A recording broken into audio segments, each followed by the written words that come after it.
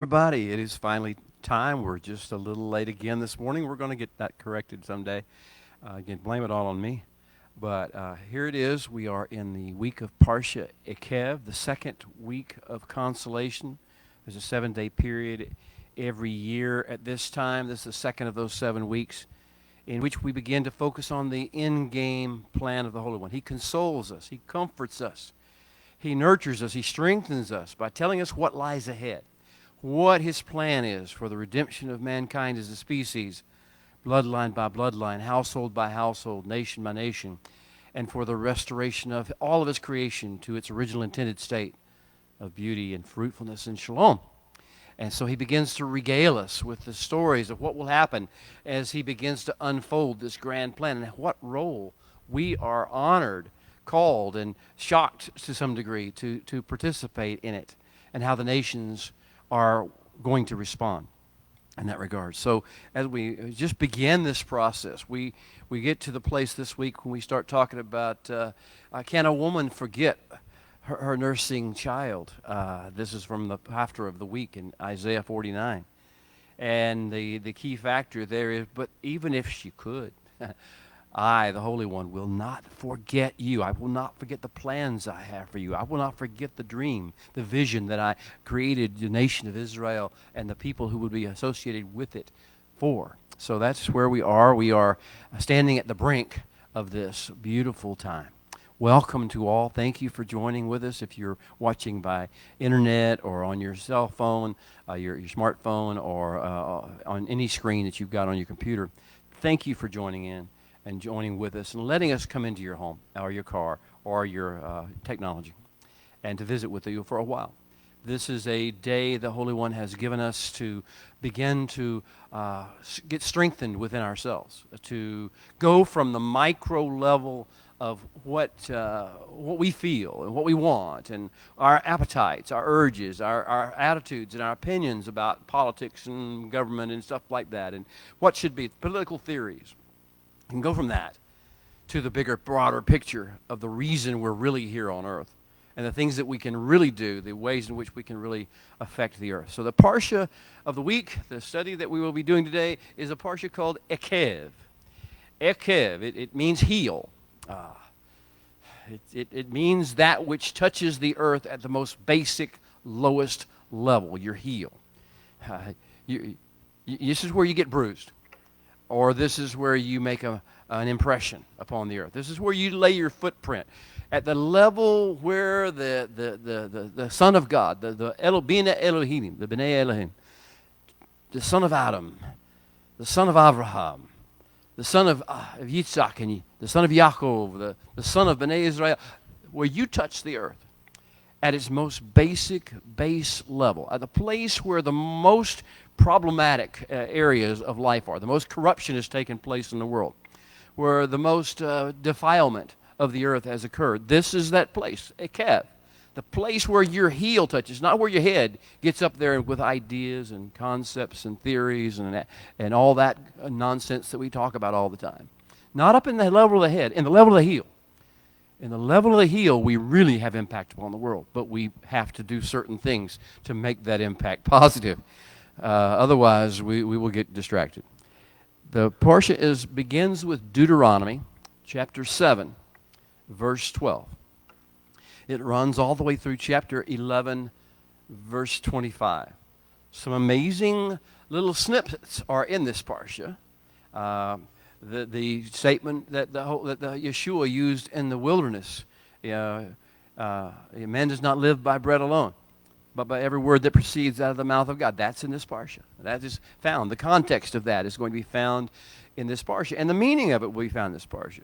In addition, the second half or the second portion of the Shema will be found. He will bring forth our grain and our new wine and our oil. We will eat and be satisfied. He will provide grass in the fields for our cattle. We will eat and be satisfied. All these wonderful promises, all these wonderful, when we heal, as a dog would do to his master's command. This is what will befall us. If we don't heal, if we try to do things on our own, independently of him, we will not find these things happening to us, no matter what we believe, no matter what we teach, no matter what we espouse. academically or theologically or rhetorically. Those won't matter. What matters is, do we heal? And whenever we heal, do we walk with him through this earth and its corrupted areas, or do we try to do things on our own? Do we follow his rules of engagement with the world and with the peoples of the world and with the cultures of the world? Do we follow his rules of engagement, or are we loose cannons? We just want to do it our way. We just want to inflict our opinions on other people and our attitudes about what's moral and what's immoral, what's right and what's wrong, what's fair, what's unfair, what's just and what's unjust, and all those abstract concepts on them. What will we do? Will we heal? Will we follow the rules of engagement, or will we not? Now, we are in the book, the context of Ekev is that we are in this great book called Devarim.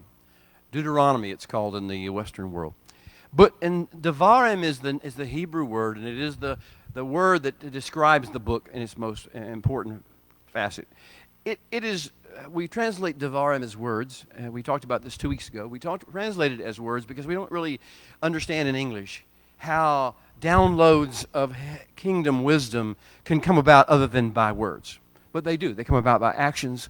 They come about by demeanor. They come about by every presentation that the sons of Elohim make, the sons of God make in the world. But Devarim, we translate it simply as words. So it's about special kinds of words, words that have heel impact at the level of the heel. Words that will not affect your mind that much. It will happen later. The mind follows, not leads. When we try to address people's minds, we miss the whole point of the Torah and of the kingdom. When you try to convince them of something, you have missed the point. You need to touch their lives in ways that touch them at the heel level, at the basis level of who they are, and then you can begin to convert your conversations to areas that will affect their minds. So Devarim, it's an organizational verb.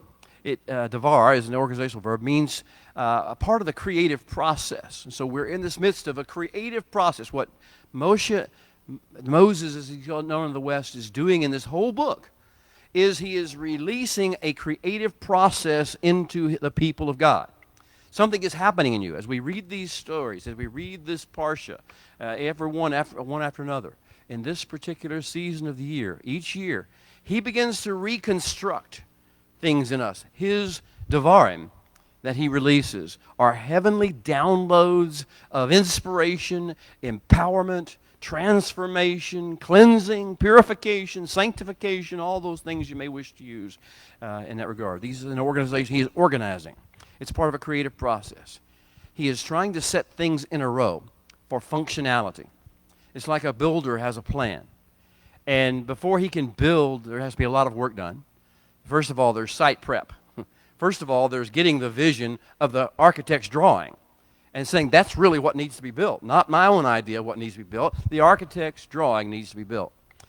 Secondly, you need to start collecting the materials that are specified by the job. You don't just get anything. You don't get what you think is good. You get what the architect specifies as being the correct materials for the job. And then you follow the sequence of the architect's plan in order to coordinate the different efforts that need to take place for the construction to take place. Well, it's a functionality, laying things up for functionality. And that's what the Holy One is doing with us. Through Moshe, he is setting us in place to be part of his material list. We are going to be his workers. We're going to be his supplier. We are arranging things in order, putting things in advantageous position. All right. Now, I call this parsha the parsha of learning to heal because of the name, Ekev. One of the first things that an owner of an animal, particularly a dog, a pet or a work dog or anything else, you have to learn to teach the animal to heel.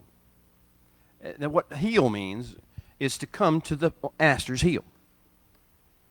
To stop doing what they're doing, to get away from the distractions of the chasing birds and running after neighbors, children, and whatever the case may be, to come to the heel. This means you need to come to the point of attention, come to the place where you are now not just at attention, generally you are responding to the master. You are leaving off the distractions. You are leaving off the other agendas that you had. You're forsaking your own appetites because you want to go run, you want to go play, you want to go eat, you want to go drink. Forsaking all that and coming to the Master's heel because we're going somewhere, but we need to be in proper alignment when that takes place. And so healing. This is the parsha of learning to heal to the Creator of the universe. This is a pretty important parsha. It's a pretty important lesson if we're going to learn this lesson. And so we're talking about healing, and not just from the standpoint of the physical heal, not just the standpoint of what we might think of in English. You read the first line that says, because or when or if you will do certain things. That's not what this is saying. We have a word in Hebrew to say that. Im. This is Ekev. This is a whole other word, a whole other verb, meaning a whole different thing. This is not if you will do these things, cause and effect process. This is not a cause and effect issue. This is if you heal, when you heal, as you heal. As you heal, this is what we're going to do. This is how we're going to do it. You're going to walk with me through this process. It's not about what you do other than heal. All you do is heal, then we walk through these processes. So it means in the Devarim realm of what Ekev means, it means doing things unto the lowest, most basic, practical, and mundane level. We all like to theologize and philosophize and come up with ideas and concepts and toss them around. I've been around a lot of people who use different types of substances in my life. This is what you get. When they substancize themselves, they can talk a blue streak. They can think stuff, but they can't do anything. They're totally useless. This is what the abstract mind does when you let it run. It becomes useless. It becomes a tool for play, but nothing else. And so this is the lowest, basic, most practical, mundane level of action. This is where really as we would say, the sandal hit the sand, or the rubber meets the road, not up where the head meets the concepts and ideas of the world. The level of the heel. To the fullest extent, this is what Ekev means. As you do these to the fullest extent, even unto the mundane, even the presence of the basest and most corrupt and dangerous elements of fallen earth. This is what Ekev means. When you're ready to go into the pits, and you're ready to go into the most vile areas, and you're ready to deal with the most broken, wounded, dangerous people, then we will see things take place. The kingdom of heaven will arise. Now, like I say, there is another indicator of cause and effect, and that's im, the aleph and the mem, sophit. And that is not what's used here. So what happens whenever we heal? What is it? What happens when we heal to the Holy One? He begins to release and download amazing levels of creativity, energy, productivity, fruitfulness, and impact upon the world as we are connected to Him at His heel. There will be an amazing release of creativity, energy, productivity, fruitfulness, and health around you. But it is not a reward for good works. He doesn't give you good health or give you lots of money or let you be productive in your wealth. One of the things that's in this parsha also is it is the Holy One who gives us the power to create wealth, to generate wealth. That's also in this parsha. But he's going to tell us it's not about you getting wealth. This is all part of a grand plan, a grand scheme to transform the world at its basis level into a place where it is productive. And if I don't make you productive, how can I make the rest of the world productive? If I don't make you fruitful, how will that happen? So there will be this amazing release of creativity and energy and productivity and fruitfulness and health. But it is not a reward for good works. It is a component of the grand plan to fix the world. The Holy One has that grand plan. It goes like this, and we're going to stand, if you would stand with me, and we'll read. And before we do so, I want to say our blessing of the house. I hate to just jump off into readings of the Torah, of the precious words of the living God and His servant Moshe, without tuning our hearts into the right message. So from the Psalm 119, we will speak. Open our eyes, O Holy One our God, that we may see wondrous things in your Torah. For we are but strangers in the earth. Do not hide your commandments from us. Our souls cry out for your judgments at all times. How can a young man keep his way pure? By living according to your word. For your word is a light unto our paths and a lamp unto our feet. Amen. From Deuteronomy chapter 7.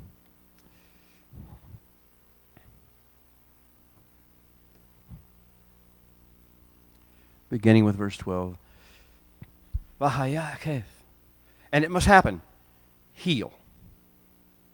Tishmeun et hamishpatim ha'ele.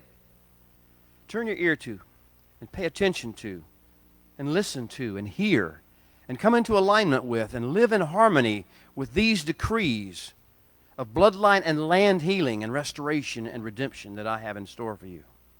Ushmartem ve'asitem otam. And cherish them and treasure them and keep them and guard them in real ways and in real time and build them and implement them into your lives. V'shamar Adonai Elohecha lecha. And then the Holy One will treasure and cherish and guard and carefully protect and watch over you. Et habrit ve'et hachesed. The covenant he will and the covenant furthering favor and loving kindness he will keep. Asher nishba la'avoteka, that he swore to give to your fathers.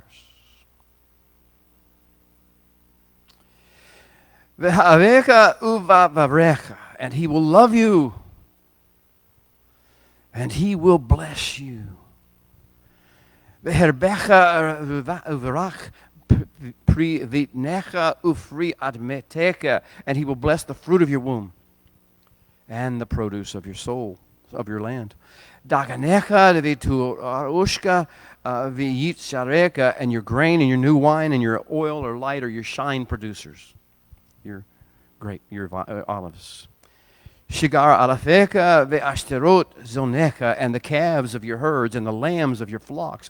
Al ha'adma asher nishba la'avoteka latet loch, in and upon the land that he swore to your fathers. Baruch tiyeh mikol ha'amim, and you will be blessed from and among and by all the nations and all the peoples of the earth. It goes on. You may be seated.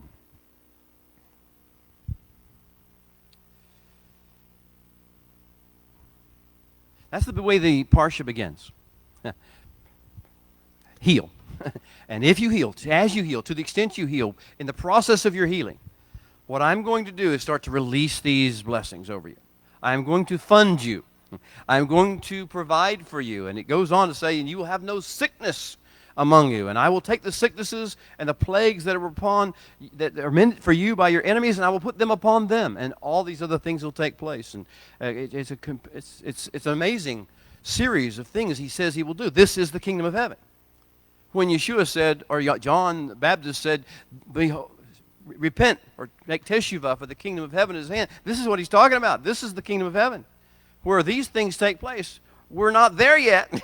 we're touching it. We're tasting little snippets of it. We're catching the scent of it, but we're not there yet. That is not heaven. It's not going to some faraway place.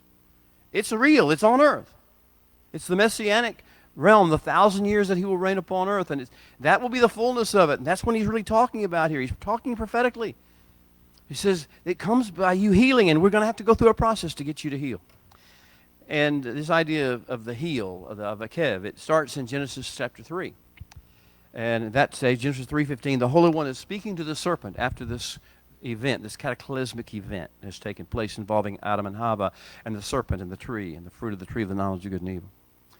After that event, he's speaking to the serpent.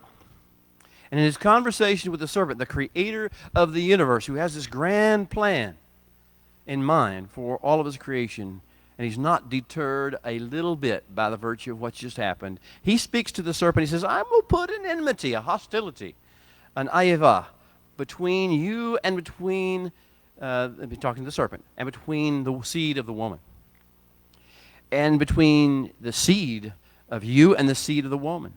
And who Yushefeka Rosh, He will stalk, lie in wait for, and plan to strike, and then bruise. I mean, it's a big, long verb, not just bruise. He will do all these things regarding your head to the serpent.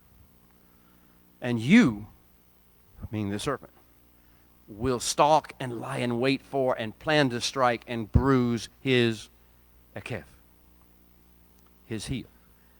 Now, this is the point where we touch the earth at its most base level. You this week, you in your lives will have occasion to deal not with the wonderful, sweet, beautiful things you all want a utopia. We all want a utopia or a nirvana. It's not going to be that. We're being sent to the worst places on earth, to the worst peoples on earth, to the most infested peoples of the earth. And you thought you were home.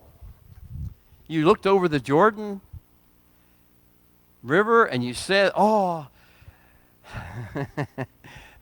well, I looked over Jordan and what did I see? Coming for to carry me home. You thought you were home? No, you just begun. You thought the wilderness was a struggle? You thought the challenges of heat and desert and enemies out there that wander in bands and do these things to you, the temptations, we thought that was tough? Oh, yeah, that was just your warm-up. Look across again. Look again. What is the city you're across from? Jericho. It is a city of great walls and protections and defenses, and the people there are fierce and angry. And it's just the beginning. We haven't got past that yet. You certainly haven't got to Jerusalem and the hills of Lebanon, all the things that you want to talk about. No, when you look across the Jordan, see for what it is. You are being sent into the firestorm. But you will come and you will bruise the heel. You will have an impact upon the heel of the world. So, as you take your few moments and we look across this Jordan with a whole new perspective than we ever had before, I know the old Christian tradition is to picture the Jordan and the crossing as something like going to heaven. That's not the way the Torah presents it to you. The Torah presents it as saying, no, you're going into your fullest extent of your destiny and your purpose on this earth. And so, as we look across, we've just come out of a season when our main word, our main devar was Aika. How? Why? What? Where did this? What? Oh my goodness. Oh no, what has happened? And what has happened to the land of Israel, we should ask. As we look across the Jordan, as we get ready to read about the rules of engagement he's going to put in Ekev, as we realize what we're going to do when we cross that land, when we've healed and come to him and walk with him, what are we going to do? We're going to realize we got some major work to do over there. Because, you see, something has happened to the land of Israel in the absence of the patriarchs. In the absence of the 10, the rule of the 10. If there are 10 righteous, and if there are 10 righteous, well, there have been not 10 righteous in this land for a long time now, 400 years. And the ones that were there before had their issues. And so we had the lack of the patriarchs for 400 years, and the Canaani have come in and they've taken over and they've polluted the land with all their perversions and all their corruptions and all their bloodlust and their bloodshed and all their berating and manipulation of innocence, their hatred of the human race other than themselves. This is what has happened to the land of Israel. In the absence of the 10, in the absence of the patriarchs, in the absence of, in the aftermath, I should say, of what we did to Joseph, what we did to our own brothers, what we have done amongst ourselves. The aftermath of Joseph, and that's why we're carrying his bones with us. We're making tikkun for what took place with Joseph before, on the generations that passed. And we're not taking Joseph's bones back with us, because we still have the aftermath of Joseph, of the mess with Joseph in the pit at Dothan, the selling of him into bondage. We have all that to deal with. And boy, it has polluted the land. That has grown into a disaster area. The land of Canaan is a land flowing with milk and honey, but right now the honey is not sweet. And the milk is poison. So we're going to have to go in there and do something different. So Lamentations 1:1, we've been reading before we got to past the 9th of Av. How lonely sits the city that was full of people. How like a widow is she who was great among the nations. The princess among the provinces has become a slave. Well, that's what we face. And when you have more time, you can sit and read the book of Nehemiah, to understand how dangerously low this land has sunk and how far it needs to go. That's a different season, a different time, but the same story. It is in the realm of thorns and thistles that we will enter the land. As you recall, in the Garden of Eden, there were no thorns and there were no thistles. The Holy One had planted that garden, and the man did not have to deal with thorns and thistles. But when we were sent out into the world is full of thorns and thistles. Well, this is thorn and thistle heaven. The whole land of Canaan has turned into thorns and thistles. And so in the realm of thorns and thistles, we will encounter corrupted flesh eaters and biters and stingers and foul odor sprayers and howlers in both animal and human form. That is what awaits us when we cross the Jordan. Because the Canaani and all the 7 peoples arising under their lordship, their warlordship, the Canaani in their flesh absorption have seen the Creator's ecosystem management forces operate. The winds and the rain, the urges of fertility, the urges of reproduction in humankind, the erotic idea of affection for one another, particularly among the genders. They have seen these forces at work, and they have attributed to them a godlike status. They have attributed to them a sense of all importance. If you recognize your world anywhere in my conversations, you don't have to raise your hand. I'll know it when I see it hit your eyes. This is not the Canaani just we're talking about. It's the people of your world that we're talking about. They have seen these powerful forces that were set in motion as ecosystem management tools by the Creator of the universe. And they have adopted them as their primary reason to live. That's their God. That is what they live for. They live for the power. They live for the thrill. They live for the excitement. They live for the bucket list of whatever it is they want to do. They live for the appetite. Well, that's what they've done. And so they've made gods of fertility and gods of erotic sexual attraction. They've made gods of war, and they've made gods of wind and rain and lightning, and they've made gods of the underworld and the afterlife, and they've made gods of the sea, and they've made gods of hilltops, and they've made gods of groves or valleys. And with a little subliminal encouragement from the serpent, bowing a little bit to the cravings of their flesh, operating in the darkened understanding of the pseudo-intellect, and indulging and imbibing a little wisdom deprogramming substances, intoxicants, they began to attribute superhuman personalities to these forces of creative ecosystem. They began to form graven images, pictures. They made it into their art. They made it the substance of their artwork, the things that they look at. They've made that. They made graven images, patterned after whatever their human imagination fancied these superhuman personalities might look like. And then they've made up romantic legends about them, and they've stories, and they've come up with whole vocabulary and cultural lies about these things that have been accepted by accepted by children, accepted by children's children, and they become now part of the being. They have these superstitions and legends. Once legends got established in generations, they became part of the cultural groupthink. I warn you about the groupthink of our culture. This is always one of the places where the rubber meets the road, where the heel hits the sand. Where the heel we look at what your cultural assumptions are. Look at what values and priorities are placed upon things of this world by your culture. Those are the places we will have to deal with mostly.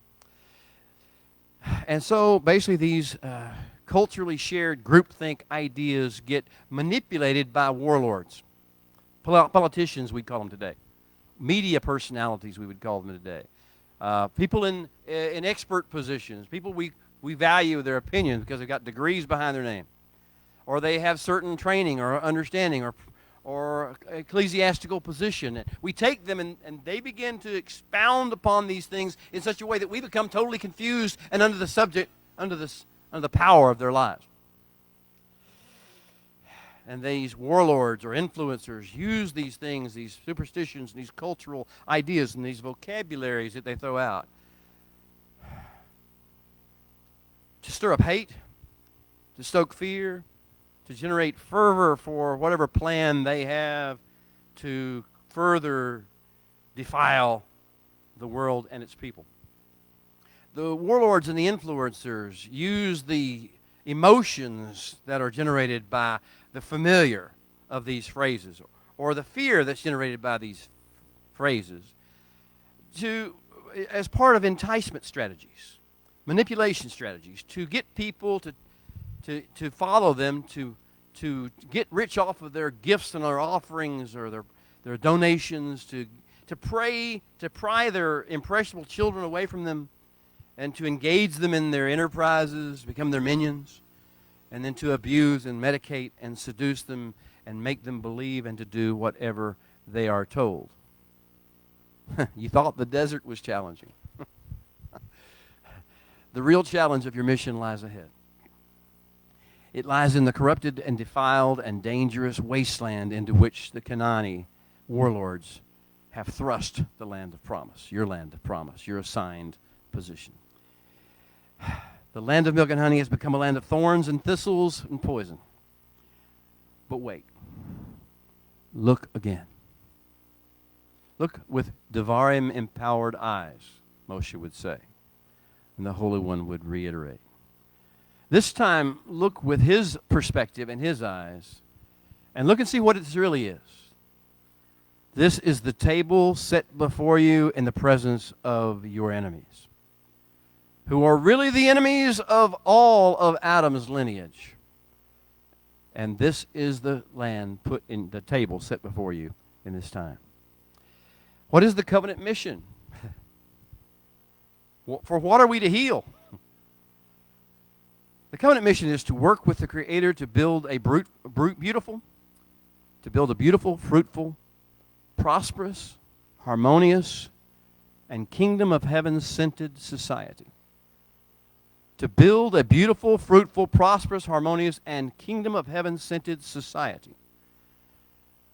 A shining, holy city of shalom set on a hill that serves as a beacon to the world, right in the middle of fallen humanity's worst cesspool of corruption, perversion, folly, idolatry, and bloodlust. The initial steps in the construction sequence are familiarization with and embracing the architect's vision as set forth in the plans and specifications. And 2, site preparation. And that means clearing the land and leveling it and removing all the things that are inconsistent with the building you're going to build, this kingdom of heaven-centered society you're to build. And laying footings on it. And then building and establishing the foundations on it.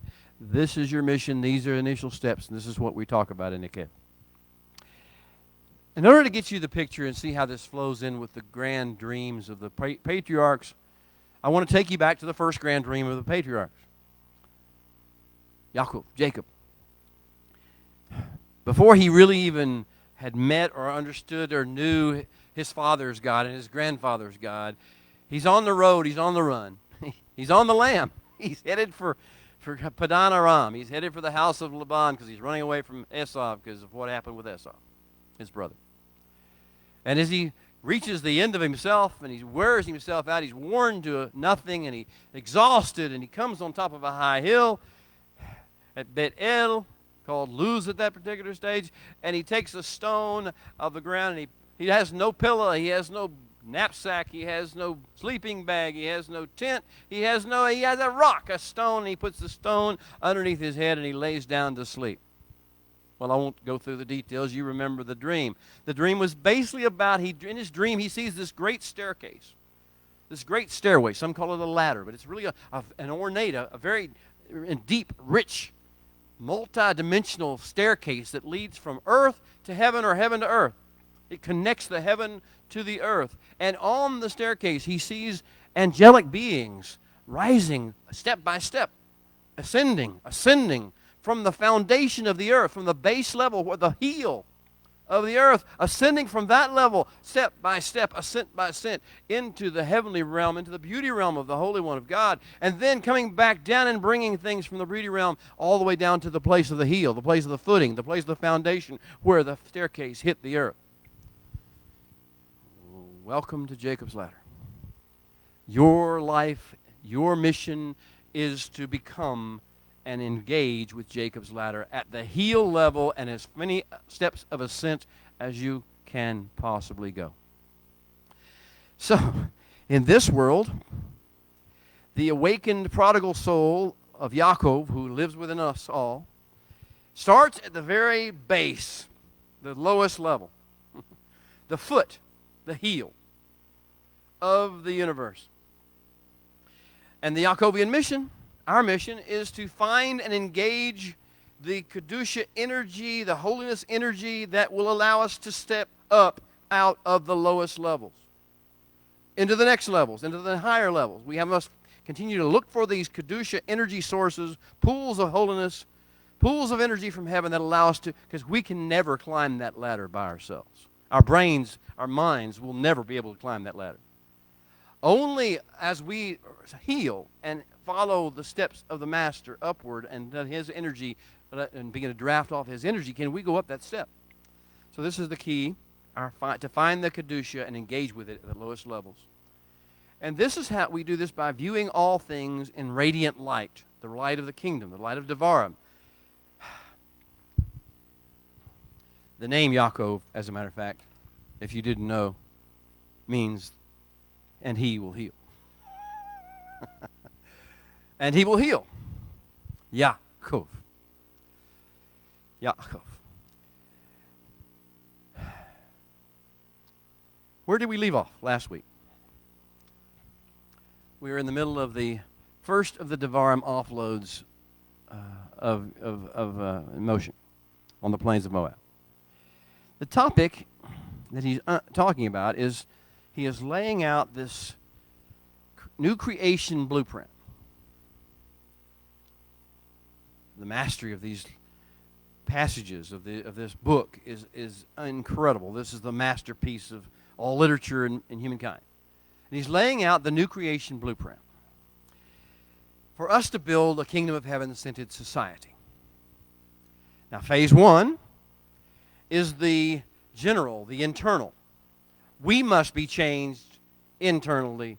Our worldview, our focus, our perspective, our priorities must change. Or phase two, which is the actual implementation of the strategies, will never take place. We must approach the strategies from the standpoint of the changes in us.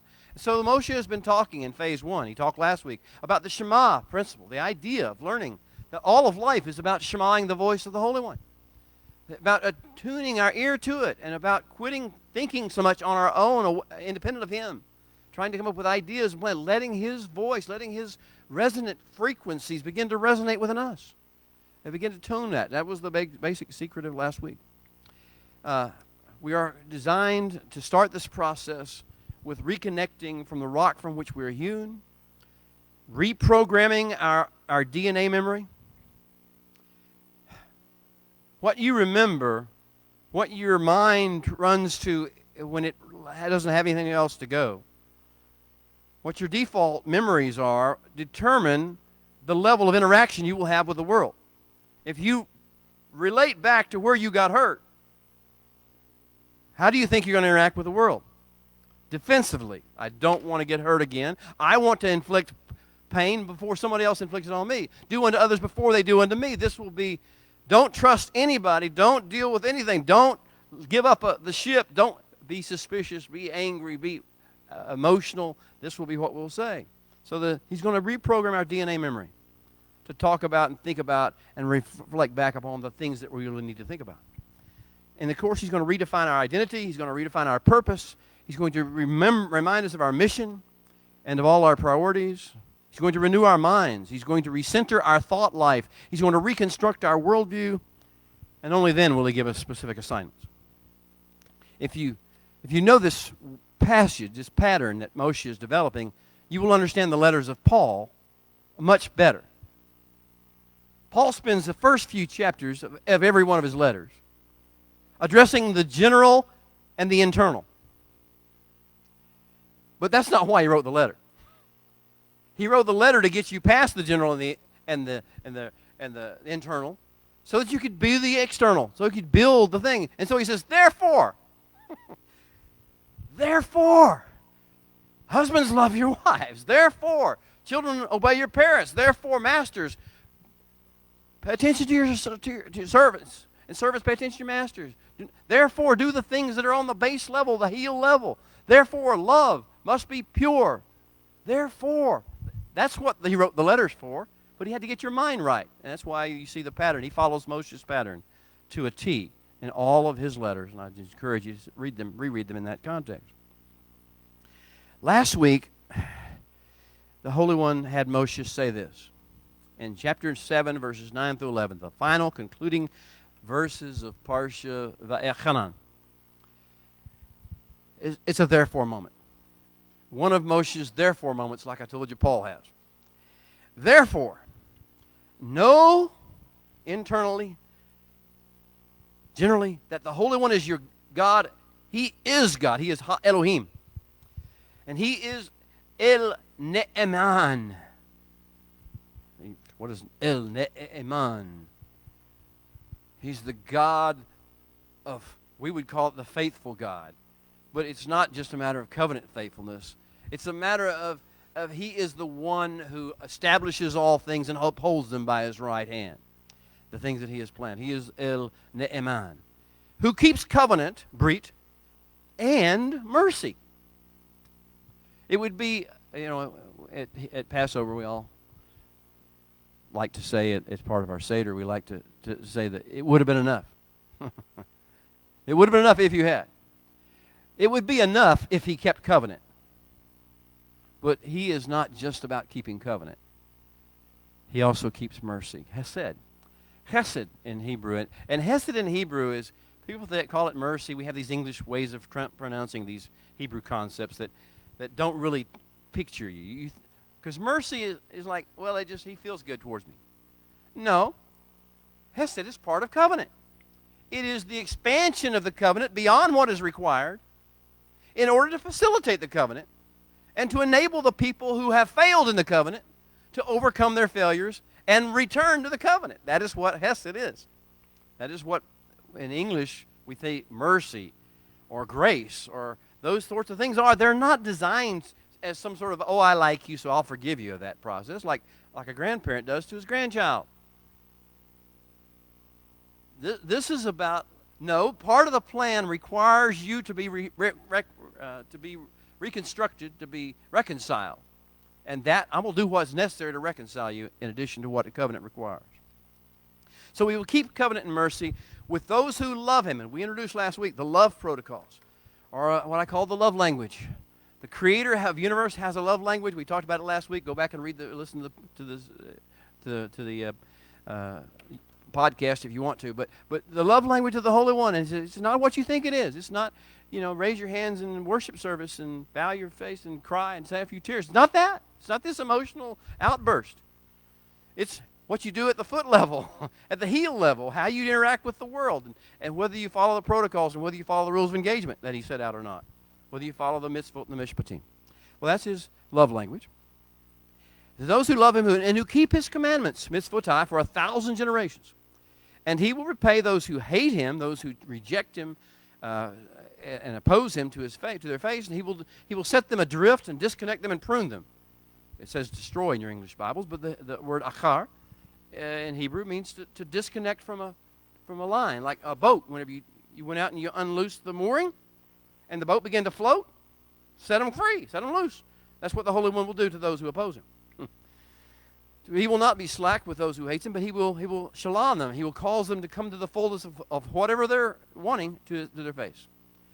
And then the second therefore. The first therefore was know that he's your God. The second therefore is, therefore you are to keep the mitzvah.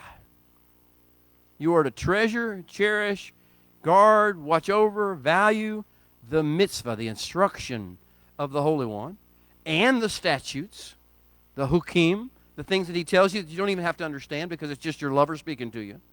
And you do what your lover wants because you want to be with your lover. And the judgments, the mishpatim in Hebrew, that I instruct you this day to build them, to asa them, to make them happen. Now, that was last week. Now, we ended the parsha last week. Wow, that was the therefore. He said, I'm about to outline the therefore for you. I'm about to give you what the therefore is all about. Why you're here for is what the therefore is. So there's some critical vocabulary. He mentioned certain things that he wants us to use as his love language, to get in touch with his love language. And the first one that he used was the mitzvah. And the second one was the hukim. And this third one was the mishpatim. Now he's actually, in Parsha Ekev, he's going to reverse the process. Now, most of us just think of the law. You know, in English, we're trained to think of some body of law that everything's equal. Not so in Hebrew. In Hebrew, in the text of the Torah, he gives us unique, different instructions that have different meanings and different purposes. The mishpatim are not the same thing as the mitzvot. And the hukim are not the same thing as the mitzvot or the mishpatim. The devarim are not the same thing as either of those things. The pekudim, the testimonies, are not that. The testimonies have your own unique purpose. All the different things that he mentions in Psalm 119, all the different ways he inscribed the word, the devar, or the derek, the way.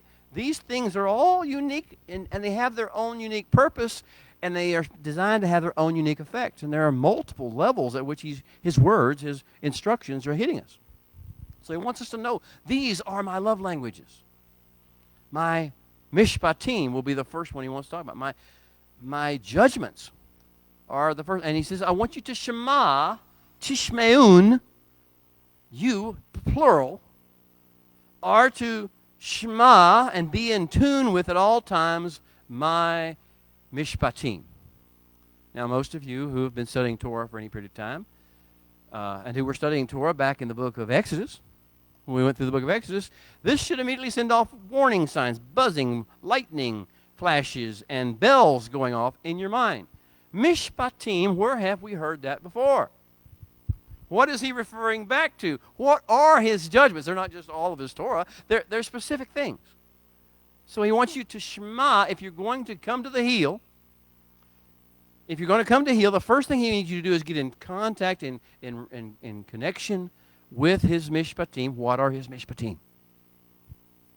Well, there's a whole parsha called mishpatim. The 18th parsha of Torah, the one immediately following the grand theophany at Matan Torah, the giving of the Torah at Sinai. The next parsha was parsha mishpatim. And it started with this phrase. The Holy One of the universe, the Creator of the universe, speaking, says, Eleha mishpatim. These are the mishpatim. So if you want to know what the mishpatim are that we're supposed to shema with, go back to Exodus chapter 21, verse 1, and read through Exodus 21, sometimes about somewhere in 3.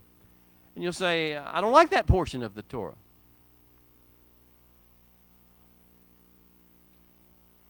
I don't like that. I want to talk about, loving the Lord my God with all my heart, with all my soul, with all my strength. He said, I am talking about loving your Lord your God with all your heart, with all your soul, your strength. I'm not talking about some emotional high you're on. I'm talking about where you deal with the rubber meeting the road. So let's go back to your mishpatim. And the first thing in mishpatim is, if a man owns a Hebrew servant, he went there. Joseph. He went back to the Joseph scenario. Who was the first Hebrew servant that we owned? It was Joseph. And he goes back and he says, okay, now do you understand I have a plan of redemption and restoration for every horrible situation that mankind can generate. No matter how bad mankind or you fall, I have a strategy of redemption and restoration. Maybe I should say that 14 times, especially in this day and time. No matter what things men do, no matter how bad men or society falls into disrepair, into perversion, into corruption, the Holy One has a plan and a strategy of redemption and restoration for the man, for his family, for his bloodline, for the land on which this stuff has happened, and for creation as an ecosystem. That is the messianic truth. So, he said, if you want to understand, first of all, we're going in there to redeem and restore, not to criticize and condemn. We're not going in there to be appalled at how horrible people are, or to hold up our noses and reject the stench of the humanity that we see, the fallen levels of humanity we see there. We're going to clear the place out, but we're not going to chase those people down once they leave the boundary of the land. Matter of fact, the Holy One's going to drive them out. I'm going to send the hornet, he says. Anybody ever see a child beyond 2 or 3 find a hornet's nest or a wasp nest? Have you ever seen them run? Have you ever seen them run with all their might, flailing as they go, trying to keep the wasp off of them? Have you ever seen it happen? That's what the Holy One's going to do to the Canaanites. We're a cleanup crew. And once they cross the line, they're gone. All we want them is out of our land, out of the land. All we want to do is cleanse the land so we can build the city set on a hill, so that we can build this grand kingdom of heaven-centered society and cleanse the land of the pollutions they've done. So he says, okay, go back to the Mishpatim. If you've got a little extra time this week, on this Shabbat, before you have to do anything tomorrow, you might want to do a couple things. First of all, I just encourage you to read chapters 21 through 23 of Exodus. That will tell you what the Mishpatim are.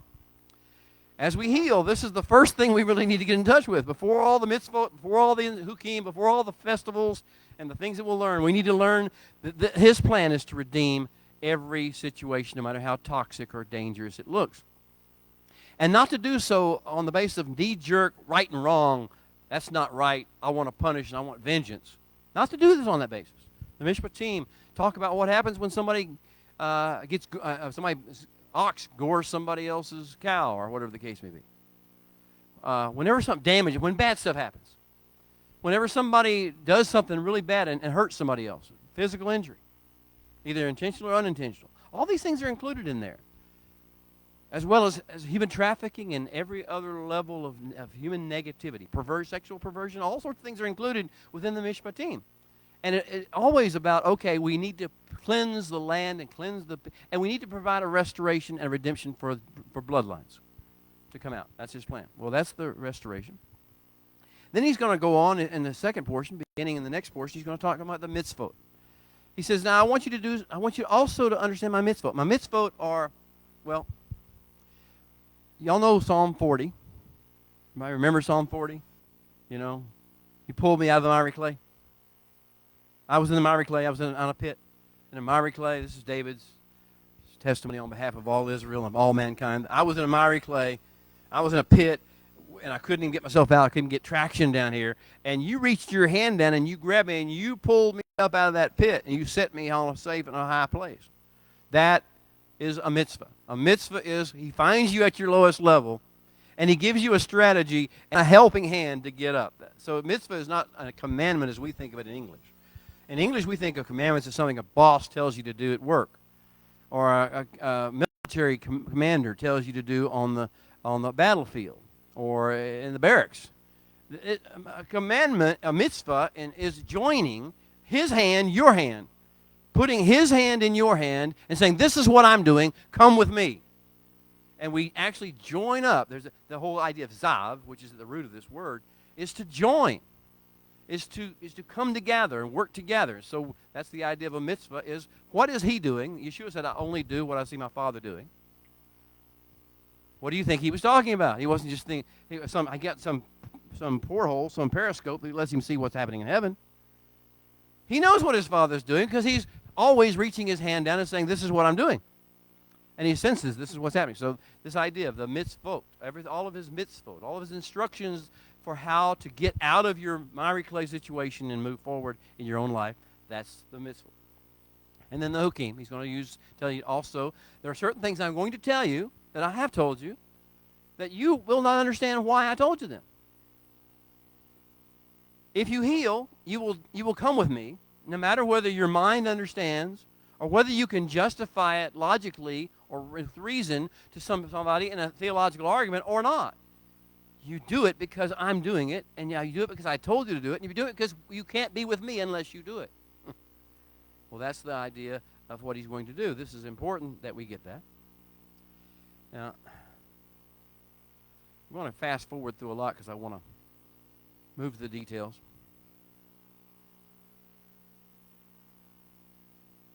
Perhaps the best thing we could do would just be to begin to read a little bit. I'm going to begin reading where I left off at Deuteronomy 7 and verse 14. And you will be blessed above all peoples, or from and among all the peoples, and there will not be a male or a female barren among you or among your livestock, and the Lord will take away from you all sickness, and will afflict you with none of the terrible diseases of Egypt which you have known, but he will lay them on all those who hate you. And you will destroy all the peoples, the Holy One your God. You will scatter, you will turn loose. It's not the word destroy, again, is the Hebrew word, which means to let loose of a mooring, a ship that doesn't float on the air. You will let loose all the peoples the Holy One your God delivers over to you. Your eye will have no pity on them, and you will not serve their gods, and that will be a snare to you, if you did. If you should say in your heart, these nations are greater than I, how can I dispossess them? You should not be afraid of them. But you shall remember, get your memory banks right, get your DNA, remember, you should remember what the Holy One your God did to Pharaoh and to all of Egypt. You should remember the great trials that your eyes saw, the signs and the wonders, the mighty hand, the outstretched arm, by which the Holy One your God led you out. And so the Holy One your God will do to all the peoples of whom you are afraid. Moreover, the Holy One your God will send the hornet among them until all those who are left will hide themselves from you, lest they be destroyed. And you will not be afraid of them. You will not show any signs of fear in front of them. For the Lord your God, the Holy One your God, the great and awesome God, is among you. And the Holy One your God will drive out those nations before you, me'od, little bit by little bit, piece by piece. You will be unable to destroy them all at once, lest the beasts of the field become too numerous for you. But the Holy One your God will deliver them over to you and will inflict defeat upon them until they are scattered and sent forth and loosed. And he will deliver their kings into your hand, and you will destroy their name from under the heavens. And no one shall ever be able to stand against you all the days of your life.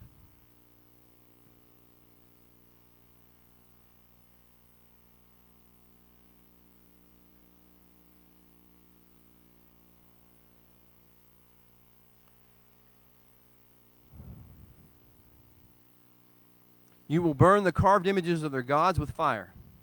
You will not covet the silver or the gold that is on them, nor take it for yourselves, lest you be snared by it, for it is an abomination to the Holy One your God.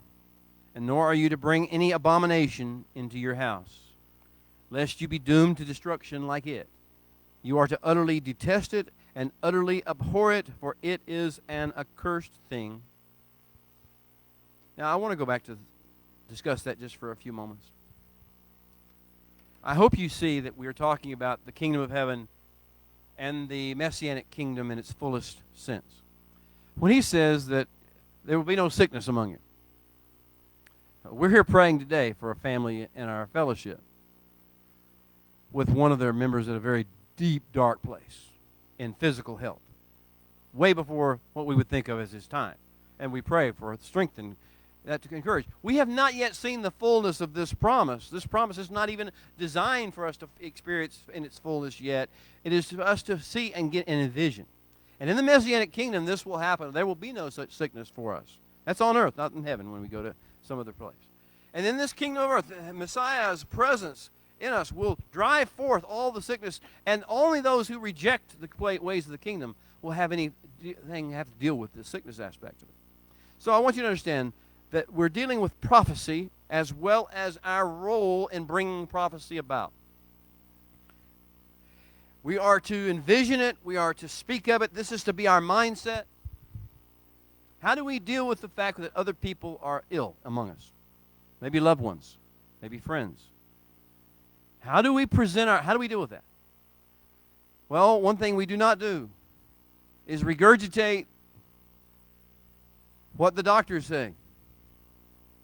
Doctors are trained to be conservative, trained to be a little bit depressed because they've seen a lot of death, and they know death happens. They don't see miracles take place. They don't live in the context of miracles. And so some people who are in the medical profession will still retain a little bit of a hunger for that kind of thing. But by and large, what they say is not God's will. What they say is what their reasoning develops and what their education. So our job is to keep the vision of the kingdom. And so as every second, every moment that we talk, every conversation that we have is to be encouraging and inspirational. And it's to focus the mind upon the healing powers of our God. Will they be manifested in this situation? We have no right to know. We have no right to say they will not. We have no right to demand that they do.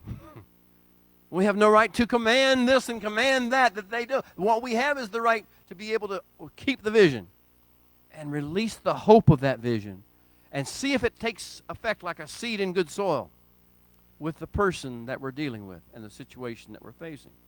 That's one issue with regard to that. Now the issue with regard to our enemies. Look, I tried to set the stage for this earlier in the discussion. I am fully cognizant. My friends in South Africa, I'm cognizant of what's going on. My friends in Australia, I understand what you're facing. At least I have some information about it. My friends in America, I have up-close personal information. Of course, the social media feeds, the news feeds, the media influencers, pagan influencers of this world have their ideas, they have their plans and their strategies, and they see us as the adversary, not as the helper. They even label us with derogatory terms in their mind, which sometimes I think those are the most complimentary terms they could possibly use. But we are in a situation where the rest of the world thinks it's hopeless. They have lost sight of the vision. They have lost sight of the architect's plan. They have lost sight of the design and the plan of redemption and restoration and the hope of tikkun, of healing, of cleansing, of redeeming, of restoring, of reconciling, of bringing forth a kingdom of heaven-centered society on this earth. So, our job, what is your job? I would love to see it happen tomorrow. But if it doesn't happen in our lifetimes or our children's lifetimes or our children's children's lifetimes, so be it. Our job is still the same. To keep our eyes upon it and to keep our conversations about it and to keep the hope and the light of our countenance and never to surrender to the negativity of this world, never to surrender to its hopelessness and its sense of who's to blame for this and that process. Who's to blame doesn't matter. What we're going to do about it is what matters. We're not here for vengeance. We're not here to condemn.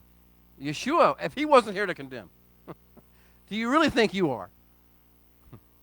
If he wasn't here to condemn, then do you really think that he left us here for that purpose? No, instead what he's here is to bring about this grand plan and to keep little bit by little bit, mayod by mayod, of building in the kingdom of heaven-centered society in every conversation we have, in every interaction, in every place our heel touches the dirt and the filth of this fallen earth, or the perversion or the corruption of fallen men. To keep building hope and always have another plan, you know. There's always a pathway. And that's the purport of Ekev that I love the most. He keeps telling you there's a pathway. There's a pathway through every trial, every difficult situation, every perversion, every corruption. There's a pathway that leads through it, but you got to stay with me at my heel and walk with me on that pathway. And as you do so, follow my mishpatim. Keep in mind what I say is the redemption path. What I say is the restoration methodology. What I've taught you how to think in terms of that. And also the specific things I tell you to do. Never forsake those things, thinking you know better. You know what to do. And those other people don't deserve to get treated the way your word tells us to treat them. It says we need to get more guns. We need to fortify our windows. We need to shoot to kill upon sight.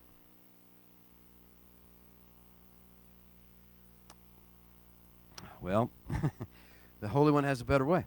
There always is another way. It says, but you have to keep in mind what the Holy One is capable of and has proven He is willing to do.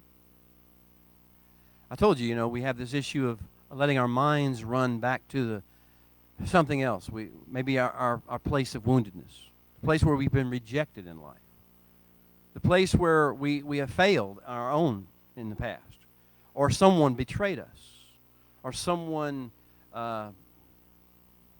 breached their covenant or their agreement with us. Maybe it was marriage, maybe it was just some sort of a social contract that we had, or a friendship. And we go back to that and we focus upon that and we keep talking about it. If you want to know what your gravitation point is, your default point is, listen to your conversations. What do you talk about when you don't have to talk about anything else? What do you always go back to? What person that you're still offended at or angry with or hurt by are you going back to? What sociological, societal thing that happened maybe 100 years ago? Maybe to somebody that you don't even know anybody that was involved in that. But now suddenly that's the most important thing in your life because you keep going back to it. It happened, look, it happened. He says that you have to reprogram your mind, your memory, your DNA memory. Instead, remember Psalm 40. I was in the miry clay. And you reached your hand down and you pulled me out and enabled me to have power to climb out of that pit and to step on dry land. And you gave me the power of ascent to take me up on the footings, on the staircase, step by step, ascent by ascent, into the heavenly realms, into the beauty realm of the God. You gave me that power. You were with me. You did this to me. That's why I'm still alive today, no matter what they try to do to me. No matter how bad I behaved or they behaved in this process. Now, this is the way in which we overcome. Ekev is about becoming and thinking like overcomers and transcenders, as opposed to victims.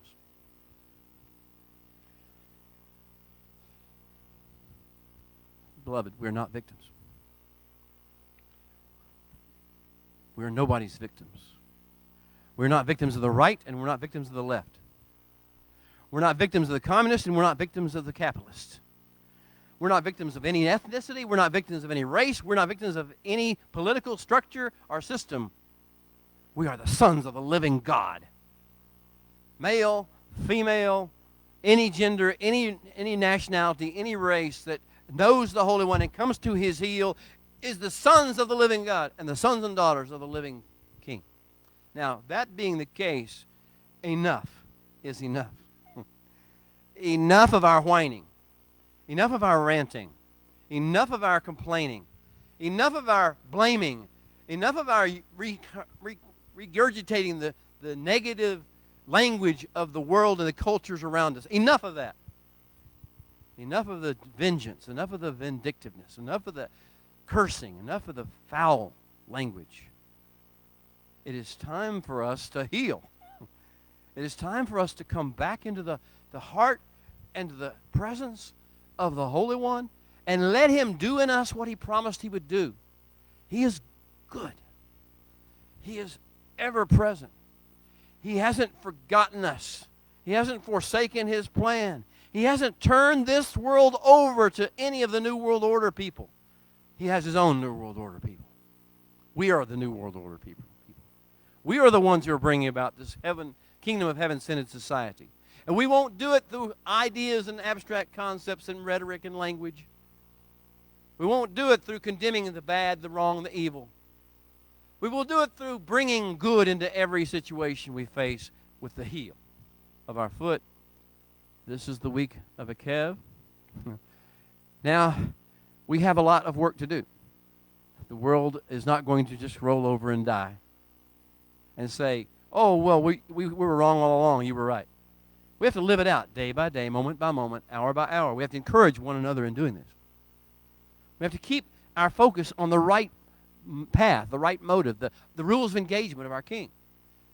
And gently encourage them not to go down this road of anger and angst and argumentation and debate, but to stay instead in the mitzvot, the good works, the good things of God, the good plans of God for His dealing with mankind.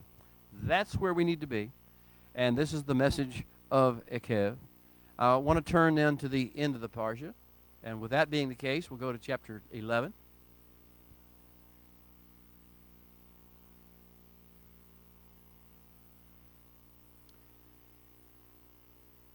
Blue Letter Bible has changed its format and made it more difficult for me to fast forward, but I want to get there.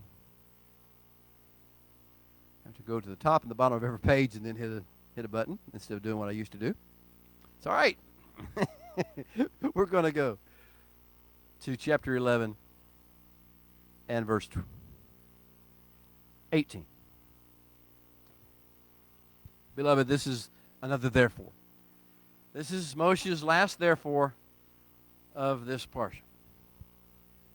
Therefore, you are to lay up these words of mine in your heart and in your soul.